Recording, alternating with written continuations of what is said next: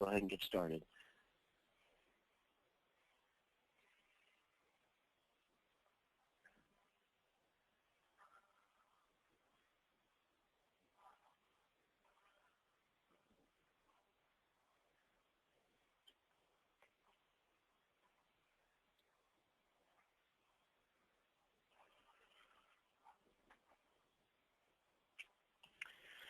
Okay, thank you everyone and welcome, and thank you for joining this FirstLook Systems webcast, Detect, Diagnose, Resolve, Maximizing Speed, Consistency, and Accountability across groups. My name is Keith Woodward, and I'm the Vice President of Marketing here at FirstLook, and will be your moderator for this live event. I'm joined today by FirstLook CEO Jeff Summers and Retail Operations Expert Dan Moran. Welcome, gentlemen. Before we get started, let me just cover a few housekeeping items. This webcast should take about roughly between 35 and 45 minutes, and it will be recorded. We'll send out the recorded version later this week so you can share with your teams. If you'd like, there will also be time for Q&A after the presentation. If you have any questions, please fill them in using the window at the lower part of your GoToWebinar panel. We'll do our best to address these questions in real time, and if not, we'll try to address these during the Q&A at the end of the presentation. So with no further ado, I'd like to introduce your first speaker, FirstLook Systems' very own Chief Executive Officer, Jeff Summers. Jeff, thank you, and take it away. Thank you, sir. Well, hey, welcome to Fat Tuesday with FirstLook. Really appreciate everybody taking some time here today to join us. This is actually part of an ongoing series, or webinar series that we're doing around this concept of retail performance management. Hopefully, some of you that have joined us today, this is not your first one of these sessions. Hopefully, you've been able to join us in the past. And I can assure you that we're going to continue to do these fairly frequently in the future. The theme of today's show, if you will, is really around taking a much more diagnostic approach within groups. So hopefully everybody that's joined us today is actually part of a group, because that'll be a key part of our theme here. If you take a look at the game plan here, I'm just going to give you a quick little overview about who FirstLook is, in case you're just joining us maybe for the first time. But then very, very quickly, Dan Moran is going to jump into a case study that we have assembled that is all actual data from one of the groups that we've spent quite a bit of time working with over the last year or so, and I think there's some pretty interesting and eye-opening realizations that group had as they went through this process, and then were able to actually apply those in a very, very practical way. After we talk about the case study, then we'll actually go into a discussion around how you actually operationalize some of these concepts on a day-to-day basis. So what's the actual management approach that you need to have across your group to really reinforce these best practices and make sure that a lot of these concepts and procedures are actually being adopted across all of your stores. And then finally, obviously, we'll finish things up with a quick Q&A period as well. So with that, I think actually a lot of the folks who are on the phone today are familiar with FirstLook. We've been around for about 12, almost 13 years as a company. And what's interesting is if you look at the way we've kind of evolved over time, we like to say that we were built of, by, and for the groups. So if you look at a lot of the largest and most complex group operations are actually utilizing FirstLook, and not only from a technology standpoint, but they're also utilizing a lot of the best practices and procedures that we're identifying to really run their businesses on a day-to-day basis. And if I were to boil down the FirstLook culture into a very simple statement, it is that we innovate through collaboration with our customers. So what we like to say is everything that we know about the car business, we actually learned working side by side with our customers.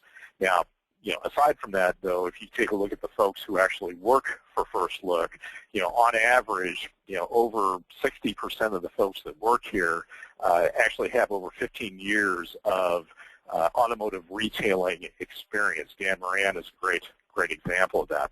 A lot of our folks actually worked for CarMax for a long time, so we've taken a lot of those kinds of concepts and tried to replicate those both within our product as well as in the way that we actually consult with our customers on an ongoing basis as well. Now, going back about a year ago, and some of you may have heard me tell this story in the past, but last year we went out and we talked to roughly 500 different stores. And they were all shapes and sizes. Some were parts of groups, some weren't parts of groups, some were current customers, some were not. And we learned some really interesting things by going through that exercise. And I'm going to kind of oversimplify this to a certain extent. But if you go out and you talk to the general managers and the dealer principals, particularly those folks that are working at kind of that group leadership level, the number one thing that we heard more often than not was, I feel like I'm in total react mode. I'm flying blind. I don't have good visibility into literally the day-to-day operations of each one of the stores that make up this group. Then if you talk to the used car managers in each one of the stores, or even the used car directors that sit over the group, one of the things that we heard consistently was, my job has never been so complex. I've never had to worry about so many different things, both from a retail standpoint on the lot as well as from a retail standpoint online as well. And then when you go out and you actually talk to consumers, and we actually did that piece as well, what you hear is, the process of buying a car is not very satisfying, and I'm being diplomatic there. It takes too long on average. It's 3.5 to 4 hours to buy a car, and at the end of the day, I just don't trust the person that I'm buying this car from. I don't think that they're being straight with me in terms of how that car is priced, in terms of the one that I'm going to buy, as well as the value that you're actually providing on my trade. So, it was an interesting, and I'm way oversimplifying there, but it was really an interesting exercise to go and really kind of understand what was happening from those different perspectives. And what it really said was that at the end of the day, it's really never been harder to be in the car business. There's no question that business is better from an economic standpoint, but the actual, the complexity of running a store and, oh, by the way, running a group has never been greater than it is today. So those were some of the key takeaways from the study itself. We then kind of went back through that same group of stores and we said, okay, who's really performing well, and what do these folks all have in common? And so on the left-hand side of the screen here, you see three things that literally those top performers all had in common in terms of where they were really focused from a day-to-day operational standpoint. So the first one was speed. And yeah, we'd all like to sell cars faster, but what they really meant by this was they wanted to be able to recognize problems and opportunities across the group much faster so that either A, they could resolve the issue, or B, identify a best practice and replicate that across the group as fast as they possibly could. Then the second key theme was consistency. Are we executing these key processes consistently across the group from store to store, from UCM to UCM, from salesperson to salesperson, across appraisal, pricing, stocking, and online merchandising? But what's the level of consistency that we have from an execution standpoint on a day-to-day basis? And then finally, do we have meaningful and measurable ways of holding people accountable for a lot of the critical metrics that are determining success and failure in today's environment? And is that accountability defined well at all levels of the organization, not just at the GMDP level? Okay, so those are really the three big themes that we saw amongst the top performers: speed, consistency, and accountability. Once we identified that, we said, okay, how are these folks doing these things? And so along the right-hand side of the screen there, you see kind of the primary strategies, if you will, for how they were doing this, or basically how they were managing all of this. And it was really three things: detect, diagnose, and resolve. They had a management system in place, and I use the term system generically. It doesn't just mean technology. But they had a management system and cadence in place that allowed them to detect problems and opportunities very, very quickly. In other words, be much more proactive about the way they manage the business, And then just as importantly, not only identify the problem, but be able to diagnose the root cause of that problem, get to what the underlying issues are that are causing or creating this issue. And then, based on that, they're able to resolve those issues very, very quickly. And one of the things that we see time and time again is that if you can get to root cause on whatever's causing your problem, you can typically figure out how to resolve it very, very quickly. Okay?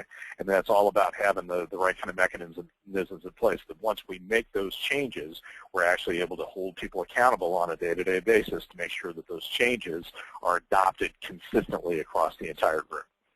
Okay? Based on that, the picture that you see right here has really become the blueprint for FirstLook as a company, not just in terms of our product and technology, but as a company. So literally everything that we do in terms of our strategy, our tactics, how we are going to evolve the product, how we consult with our customers on a day-to-day basis, all revolves around this one picture. So this is really the Bible for us going forward. Now, with that as kind of the backdrop, just to give you a quick overview of the technology itself, because you'll see different components of this as Dan walks through the case study. There's really kind of two sides of our business: retail performance management, which is really provided by the FirstLook product, and that's really your core appraisal, pricing, and inventory management or stocking application. And then what we call digital performance management, which is our Max product, and that really gives you the ability to define meaningful and relevant descriptions of these vehicles and do that in a highly automated way. The ability to take that description and that ad and distribute that to almost 300 different listing providers automatically, as well as provide updates automatically across all those listing providers. And then most importantly, it gives you the ability to measure what a lot of people believe is one of the most critical metrics today, and it's this concept of time to market. How long, once we take that car into inventory, does it take us to get that thing retail ready, both on the lot as well as online? Okay, and Max is providing a lot of those capabilities to be able to measure that time to market, in particular online. So those are the two sides of the business. Both of those products are built on what we believe is the deepest and broadest set of critical information for making retail types of decisions on a day-to-day basis. So clearly we have to have a very thorough understanding of the market through the market listings that we provide, access to all of the different books as well as the auction data, and understanding from a DMV standpoint in terms of what's actually parked in the driveways of the cars within our geographies, vehicle history through Carfax and AutoCheck, and then finally, and what we believe in many ways is a very critical component, understanding how your store or your group has performed, is actually performing from a sales standpoint on these cars that you're actually, acquiring and trading and selling. Okay, and we believe that this gives you the most complete view of both the market as well as what's going on in your specific geography around your store to make these decisions. On top of all that, then, we've got a set of integrated dashboards that really allow you to measure group performance, store performance, as well as digital performance. And Dan will actually take you through a number of different examples of this, but the ability to go from the 40,000-foot level down to the 10-foot level down to the 1-inch level very, very quickly. And then finally, we also have a set of mobile solutions, integrated mobile solutions, spanning mobile appraisal, mobile merchandising, and then what we refer to as our mobile command center, which I'll actually show you a picture of here in a second. But it's the ability to have a dashboard that sits at the group level and allows you to kind of monitor performance across all of your stores simultaneously, both from a retail standpoint as well as from a digital standpoint. So a consolidated dashboard both on the desktop as well as now we also support this capability on the iPad as well. Mobility is clearly a very, very critical use case, if you will, in the automotive industry. Okay? So that's just kind of a quick rundown of who we are and what we've really been focusing on, particularly over the last 6 months or so. At this point, what I'm going to do is I'm going to turn it over to Dan Moran. Some of you may have actually met Dan in the past. He's an incredibly knowledgeable individual about this particular industry and this particular topic, primarily, again, because he's got 15 years experience doing what you all have been doing, running stores from a pre-owned standpoint, working for Texas Direct and CarMax. And so he has lived the jobs that you all perform on a day-to-day basis, and so he has a very practical and hands-on perspective on a lot of these concepts. So at this point, I think what I'll do is I'll go ahead and turn it over to Dan. Cool. Thanks, Jeff. I appreciate that. And I'd like to, I would hope that if I have 15 years experience in the business that I started when I was 7, but I know that that's not the case, especially sitting out here in Chicago in 0-degree weather. My bones definitely feel a lot older than they probably really are. But no, I appreciate that. Thank you. So yeah, no, what I would like to do is, like Jeff alluded to, we performed a a diagnostic case study, and we do this pretty typically for our customers that utilize the FirstLook platform to run their business. So what I did was I put together this diagnostic case study based on a group of stores that I've worked with in the past. So I worked very closely with the group operations manager to be able to really drill down and kind of get to the root cause of the issues that were plaguing his group late last year in the fall. So it goes right along the lines of detect, diagnose, resolve. So he came to me with a set of issues that was plaguing his group, and he wanted to see if we could drill down to the root cause and be able to start to replicate some of the successes that we were hoping to implement across the entire group to really drive efficiencies, and really show that making improvements at your lower performing stores is going to have an overall effect on the entire group. So what I'd like to do is walk you guys through exactly the steps that we took, and these are steps that any user of our system can take at any point in time to be able to really drill down and kind of peel the layers off the onion and really get to the root cause and kind of the core of what may be affecting your group at this present time. Like Jeff said, from the 40,000-foot level, all the way down to individual users of the system. So just a real quick overview of some of the things that we'll be talking about and some of the screens that you'll be seeing. And I wanted to make sure that we didn't really focus on how the software is laid out, but rather to focus on the habits and the behaviors that are driving the numbers that you're seeing in front of you. So recognizing when they deviate from your acceptable levels at your store and at your group, and being able to take corrective actions in the right places to be able to drive success in the individual dealership and into the group. But in order to do that, we definitely need to take a quick second to go over exactly what some of the screens look like that you'll be seeing today. So this is our performance management dashboard. So this is what we refer to as our command center. It's divided up into 3 distinct areas. You've got your appraisal lane metrics on the left-hand side of the screen. You've got your in-group redistribution and your in-group wholesale functions on the right-hand side of the screen. And then you've got your in-group inventory management metrics embedded into the middle part of the screen. So pricing, planning, what are we doing with the cars that we own, and how can we become more efficient as a group in making sure that we have the right mix of cars on the right lots.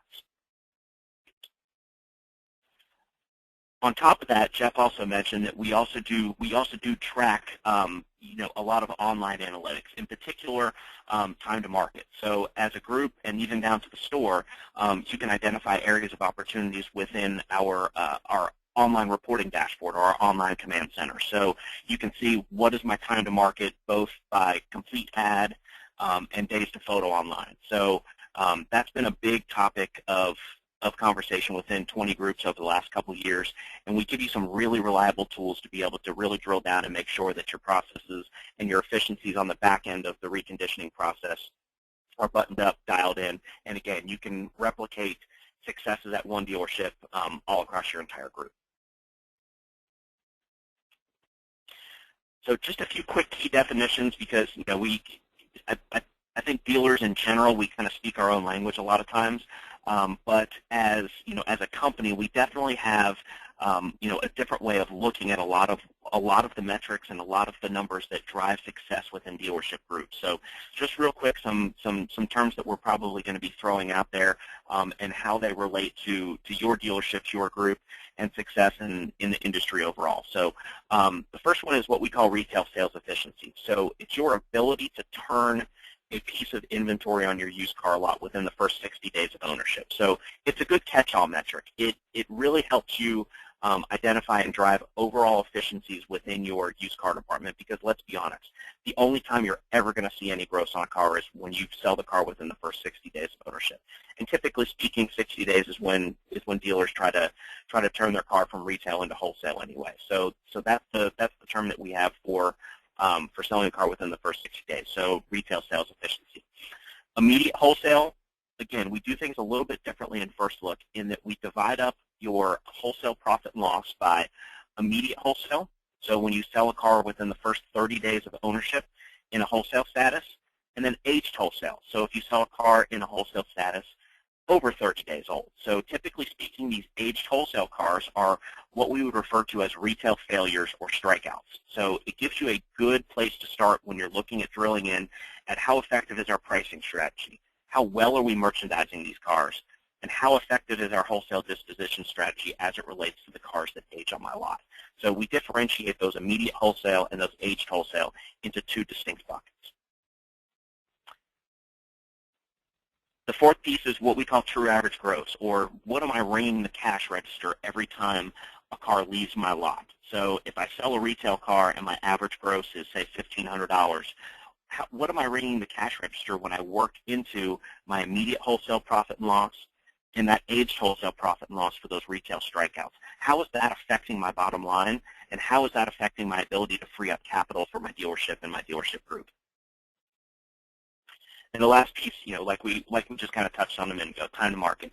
Again, it's been talked about in our 20 groups for the last few years or so. So most folks on the line should be pretty comfortable and confident, discussing what their own time to market is for your individual store and for your group. But what it is days to complete vehicle add-on line. Since most consumers now are shopping for cars for up to 5 months before they actually pull the trigger on a car in a dealership, it's essentially important to be able to get those cars to market as fast as possible so that you can maximize the amount of time that your customers are searching on your website for your inventory rather than someone else.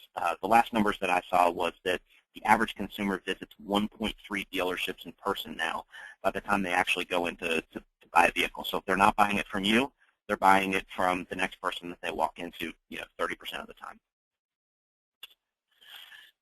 So again, the goal of this exercise was to illustrate how an actual dealership group using FirstLook kind of went down that rabbit hole and figured out what process they needed to take at an individual store level from a group perspective that would have the greatest impact on the particular pain point that this group was feeling. And what you see in front of you is typically when I talk to dealers, it's kind of like the top 10 list of things that keep dealers up at night, right? So this particular dealership group was having some issues with eroding grosses across the group. So rather than just taking a blanket statement and maybe offering $500 more on every deal to pull in more trades and put deals together, let's get strategic and let's figure out a way that we can actually drill in, identify the root cause of the problem, come up with a solution for it, and then be able to measure the success of that program once everything was all said and done and implemented. So like Jeff said, detect, diagnose, and resolve.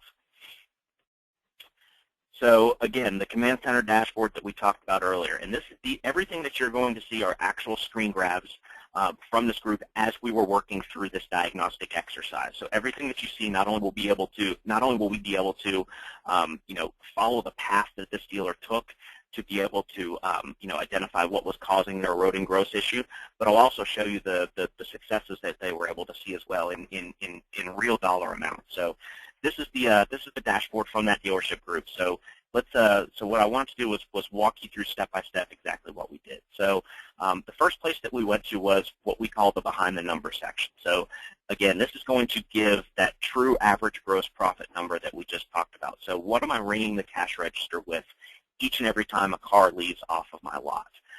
So we force ranked every dealership in the group so that we had the lowest performer at the top, best performer at the bottom. So if we're going to make changes within the group, let's work on dealerships that actually need the most help. So very top on the list is Windy City Volkswagen. You can see that their average front-end gross, $838 per car. They were giving back about 15% of their total gross profit in wholesale losses. So those aged wholesale losses. So those cars that were retail failures that they ended up taking to auction and taking a loss on those cars. It was cutting into 15% of their profits. So what we did was we force ranked it based on that true average gross, so we got a real true picture of exactly what each dealership was ringing the cash register for. This dealership has about a $1,200 true average retail gross profit target for each one of those dealerships. So you can see that based on just front-end gross, they were pretty close to hitting their target. They definitely needed some help, but when you factor in that wholesale loss, it paints an entirely different picture of exactly what they need to do to accomplish that $1,200 goal. So they were at $542, so we had a lot of work to do, and we had a lot of room to make up. So why is this happening with the group? So let's run through the software. Let's run through a few exercises, and let's figure out exactly where the holes are and what we need to do to fill them. So like I said, we're going to dive into Windy City Volkswagen. They're going to be the big focus of this exercise. So the first place that I'm looking is in appraisal closing rate. Obviously, I don't have to tell you guys that that cars that you get in on the trade lane are generally more profitable for your dealership than cars that you're sourcing at auction. So if I'm having a problem with grosses, am I having a problem with capturing those high gross trades at my store? So I pulled up the appraisal closing rate graph, so I can force rank every dealership in my group by their appraisal closing rate, and I can see that my Volkswagen store falls somewhere in the middle. So they're closing right at 46%. That average immediate wholesale profit and loss we talked about, so those cars that we wholesaled within the first 30 days of ownership, I'm making about $64 a copy on those cars. So I'm hitting the nail right on the head when I'm looking at those cars that I know I'm never going to retail. I'm just going to take straight to auction. So generally speaking, I can probably say that I'm not missing out on very many deals, particularly in those immediate wholesale cars. My guys are using the tool 87% of the time, so 9 out of every 10 cars that are coming in on trade, we're actually running the cars through our trade analyzer, and we're using the resources at our disposal to be able to accurately evaluate these vehicles in the marketplace. And again, we're closing at 46%, so doing a pretty good job. Now, we can also take that one step further, and again, like Jeff talked about, from going from 40,000 feet down to 30 feet. So can I take this down and identify a particular person in my dealership that may be struggling a little bit? So while our overall numbers might be good, there might be one guy in there that's keeping us down from being great. So we can come into the software, we can drill down, and we can even get individual metrics from here too. If I see that one of my used car managers is making almost $800 on these $1,000 cars, that's probably an issue, and I'll need to sit down with Mr. Griswold and figure out exactly what we're doing on the trade end to kind of get that number back closer to zero and make sure that I'm capturing the most number of deals that I possibly can.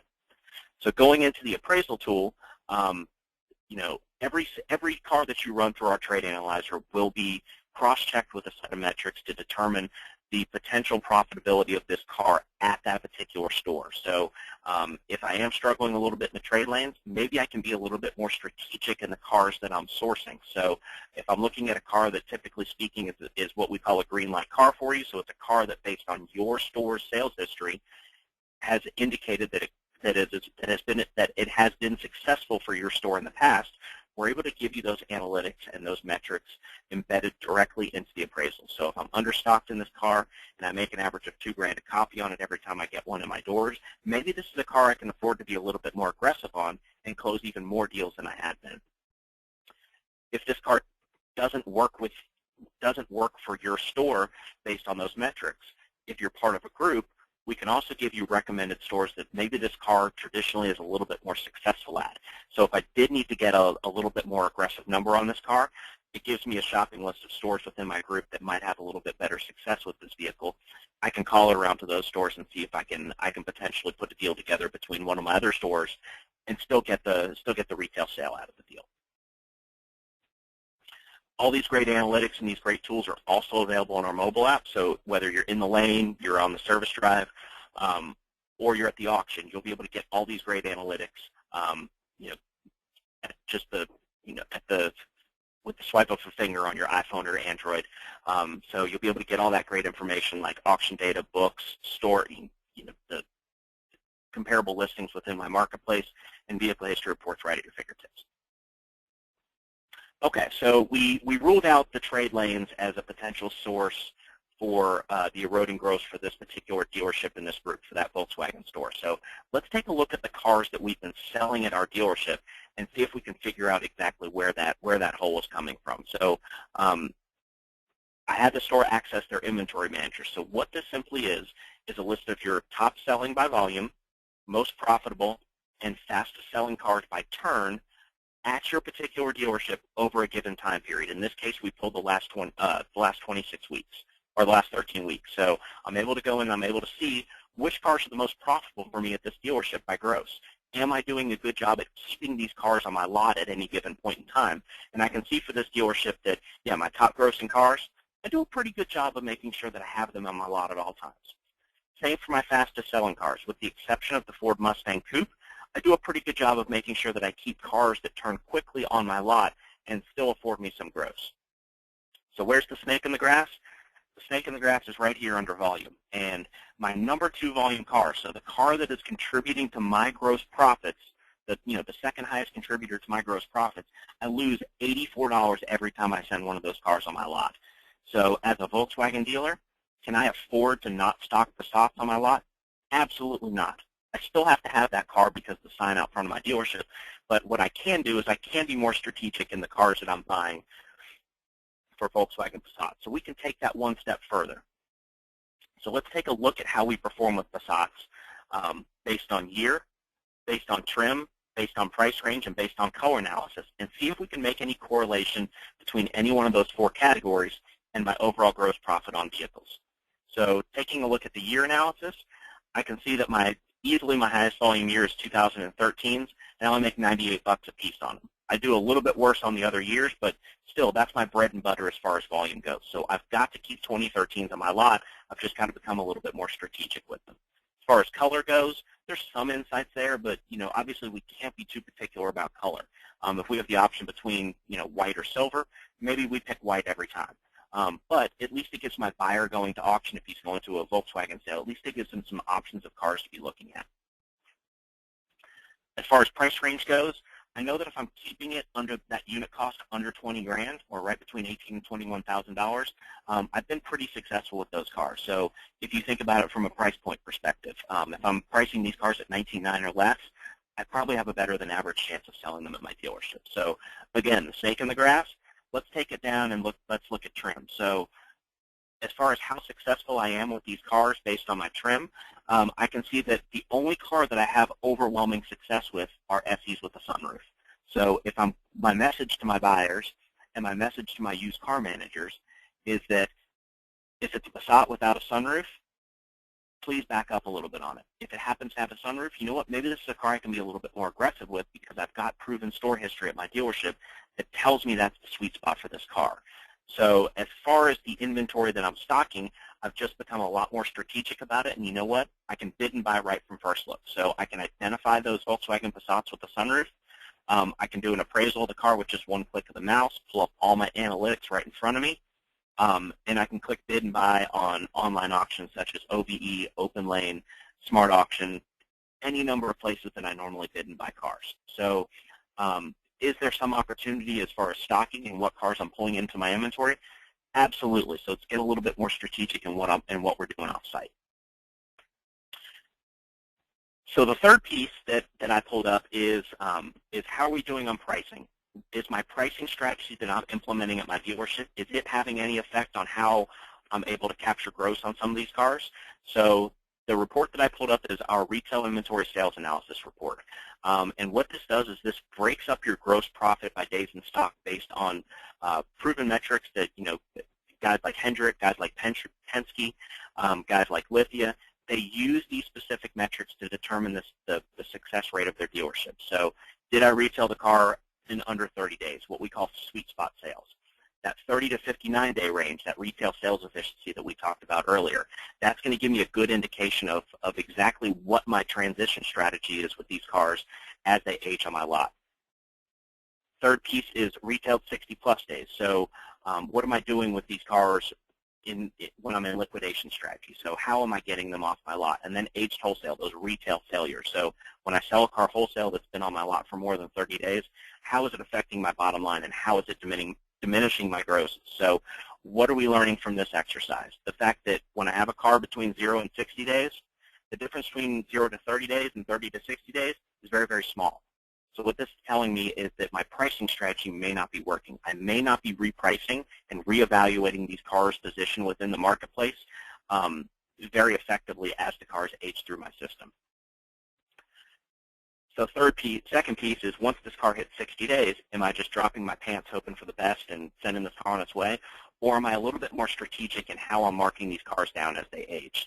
The last piece is, again, because we dial into your analytics and into your store history, we're able to give you an indication, red, yellow, green, what is the success rate of this car on your lot right from day one. So 58% of the time, these cars we ended up losing money on wholesale, so these retail failures, 58% of the time, we identified these cars as problem cars right from the start. So why weren't we a little bit more aggressive with these cars from the beginning, take a smaller gross, replace them with something that does work, and keep that train rolling? So last piece of the puzzle for this report is the fact that, the fact that I have 47% of my vehicles selling 60 days or more, or I'm selling them in a wholesale strategy after 30 days, that's a problem. So I need to move those cars up into that higher bucket by, again, maybe potentially taking a smaller gross on these cars. But second piece is identifying which cars I traditionally do well with, and I can afford to be a little bit more aggressive with those cars as far as holding gross. So second half of the pricing puzzle is identifying cars within my inventory that are potentially overpriced or potentially underpriced. So not necessarily saying that these cars need price adjustments, but just have a justification for why you're pricing a certain part. The very first car on the list, it's a fresh car, it's 1 day old, it's an 04 model with 32,000 miles on it. Is this a car I can afford to hold a little bit more gross on? Absolutely. So if I'm going to hold gross on the car, let's not do it on a rental rocket, let's not do it on a commodity car. Let's do it on the car that I've got some kind of processes in place to be able to justify why I'm asking a certain price for a vehicle. So once I change the price on the car, I can then distribute it out to all of my internet sites automatically. So final piece, in-group redistribution. This has been a topic that I've been speaking with a lot of dealership groups about because, honestly, it's something that not a lot of guys take full advantage of. But for this particular example, the Volkswagen dealership had 25% of their cars that were in that 60-plus day bucket. So generally speaking, these are your lower gross cars. These are cars that you're going to be taking to auction at some point in time in the near future. So let's mitigate our losses on these cars, keep them within the group so that we can hold that fixed reconditioning cost within the group and not give it to somebody at the auction. And let's see if we can minimize the amount of loss that we're going to take from a wholesale strategy on these cars. So is there any opportunity within a group for that 25% of my inventory to send it somewhere else? Likely there probably is. An 83 day Camry, if I send this car to my Toyota dealership, they've got buyers at auction right now looking for 17 of these cars. So does it make more sense to keep it within my group and send it to a store that could definitely use it? Absolutely. So let's go ahead and take advantage. Let's go ahead and leverage the power of the group and take advantage of that and keep our costs in-house. So as far as recommendations go, what did we get out of this exercise when we regrouped with that used car director for this group? What did we talk about? So we had a few recommendations. Become more strategic on trade lane acquisitions. Use that group strategy. If a car doesn't work at one store that happens to be looking at that car, pick up the phone and leverage the power of your group. Call some other stores and see if you can get a little bit more aggressive buy bid from a car that traditionally does better with that piece of inventory. Second piece is develop and execute a stocking strategy. So, when we walk through that example about the Volkswagen Passat, rather than just buying what's available, let's be more strategic and buy what's successful. Third piece is incorporate pricing alerts and 15-minute quick plan sessions into the daily cadence of the used car manager. So let's set up your bucket so that we're alerted a little bit more frequently as these cars age. So when it hits 60 days, we're not surprised and drop our pants. So fourth piece is wholesale aged inventory internally that fill a specific gap at a sister store to decrease wholesale losses. Again, what we just talked about. So if we can keep those fixed costs in-house within the group, it makes more sense to redistribute that inventory amongst each other.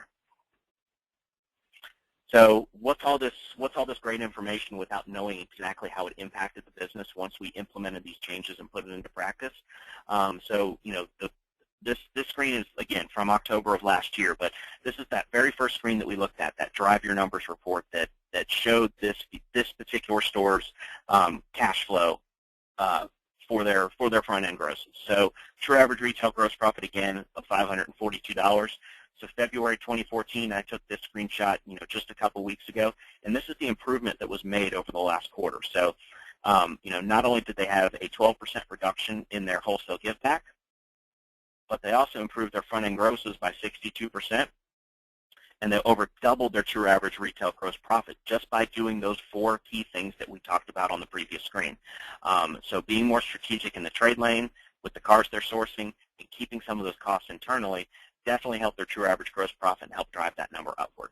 The last piece that you'll also notice is their sweet spot sales. Their ability to retail a car within the first 30 days of ownership went up by 14%. And that was the biggest driver of cars that you can actually hold gross on and see the end result of it, once the month ends.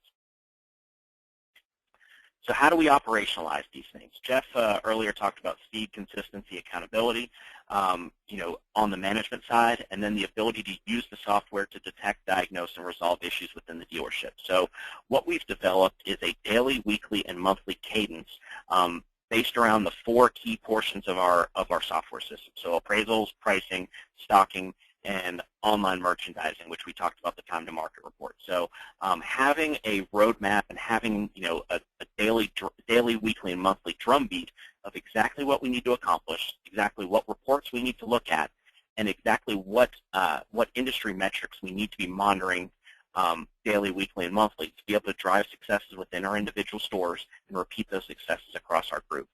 So we've developed exactly that. We've developed a drumbeat and a daily cadence to be able to see exactly what I need to be looking at, not only from the store perspective, but also from the group perspective as well. So analyzing sold units from the prior day, look for in-group redistribution opportunities, continue to monitor the wholesale performance of your cars to identify trends within the marketplace. I know I live down in Texas, and I know at this time it's getting to be tax season. So cars are selling for a crazy amount of money at auction. Well, you know what? It also means that I can maybe afford to offer a little bit more money on those cars as I see them come through my trade lane, capture more deals that way as well. So as far as workshop objectives, one of the questions that I get asked a lot of times is, do we offer this for other groups with, for stores outside of the groups that I've identified today? And absolutely we do. So we're able to set up these similar retail performance management workshops, not only for existing customers, but also for non-FirstLook customers that just want to be more efficient and get a little bit of edge and insight into maybe how to better run their businesses. So we're happy to come out and help you achieve some of these same successes. We can do workshops on appraisals, pricing, stocking, and then group performance like we saw today. I know Keith will be getting the information out at the end of this webinar to be able to let you know exactly what you need to do to get signed up on one of these workshops, and we're happy to come out and see if we can make some improvements across your entire enterprise. So with that, I'm going to pass it back over to Keith, and I think he's got some questions that have been coming in that we'd be happy to answer and tackle. Yeah, you know what?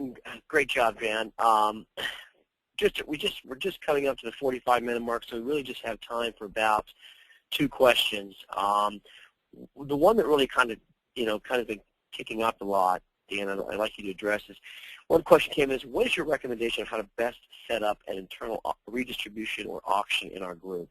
If you could address that one. Yeah, that's a great question. So I kind of have 3 key points to getting something like this started, and like I alluded to earlier in the webinar, this is definitely a new concept for a lot of dealership groups. But the biggest rule number one is establish rules of engagement. So have a consistent practice of how you evaluate these cars, not only from the sending store, but also from the receiving store as well. So what's the car worth in the marketplace? Let's establish a baseline for it. Let's incentivize our managers to keep these costs in-house and to put a program like this in place so that we can measure the success of it once everybody's participating. Biggest key to it, though, is have a referee in your group. Have someone within your group that's agnostic, that everybody trusts, to be able to mitigate disputes and to be able to help accurately evaluate the cars from the sending store standpoint as well as from the receiving store standpoint. Great, Dan. We just have time for one more question, and I think it's fitting that we just rolled out our latest updates to the latest enhancements to our mobile suite. This question comes in: does your mobile app integrate with your desktop? So maybe, Dan, you can elaborate a little more about our mobile suite on this. Yeah, absolutely. So the mobile platform is the same for Apple as it is for Android, so the functionality for the user is exactly the same no matter what kind of phone or what kind of mobile device you're using. But every piece of information that you enter into the mobile tool pushes directly back into the dashboard at the store. So if you're looking at 200 cars at auction, you need help with 2 or 3 of them, you've got a guy, if you've got somebody at the store that can give you a hand, he can take a look at it and kind of reinforce your numbers that way as well. But every piece of information scanned into the mobile tool pushes right back into the desktop tool. At that point, once you do purchase the car at auction, you can actually take it into inventory back home and get that car pushed out to all your internet sites before your buyer even gets home. Excellent, Dan. And, ladies and gentlemen, thank you for taking the time out. We're going to be running out of time here. We ran a little long, and I thank you for staying on. We'll be sending out this recorded version within the week. You feel free to share this with your teams. And please visit our website and take advantage of these workshops that Dan mentioned. We are doing these on a regular basis, and I think you'll find an incredible amount of value in training even some of your seasoned veterans on the lot, or even some of your new employees. So, again, thank you very much, and we hope to be in touch very soon.